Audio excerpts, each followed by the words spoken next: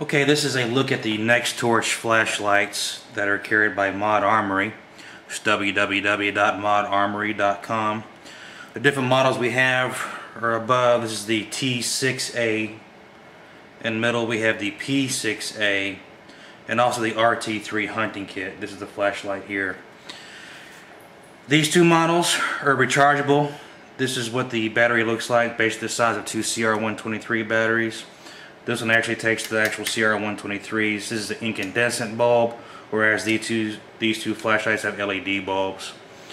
What's kind of neat about the hunting kit is it comes with all this here you see with the tail switch cap, the different holsters.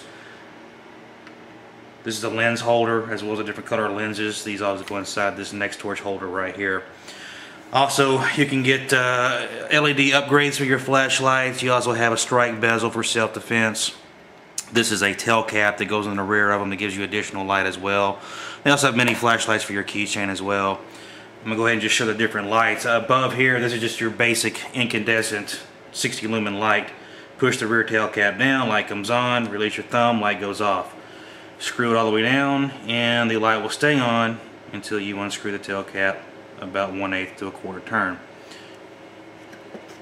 This is the similar functions right here, except it's going to be an LED light. What's neat about this P6A is when you engage the tail cap, the LED comes on, it's 60 lumens. If you barely touch that tail cap, like so, you now have a very faint light in which you could read maps, or when you don't want to use a blinding light, or you may have a reflective surface and you're just trying to see enough to get by. Hit it one more time, barely touch it, and it becomes a strobe light. Hit it again, turns up, back to the high intensity light, push tail cap all the way down, release, light turns off.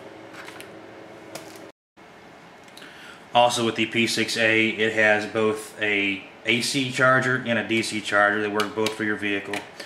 I've actually had the hunting kit since the Sniper's Hide Cup. I picked one up off the prize table and I've been using it since then. It mainly stays in the center console of my truck, and I know at any time I've got a light that I can use just by throwing it on one of the two chargers.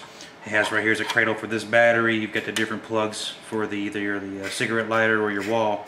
And it just charges up and then it runs great. So it's not a surefire, but they're not the cost of surefires either, so it's just a nice option to have if you're looking to get additional lights and not have to spend the money.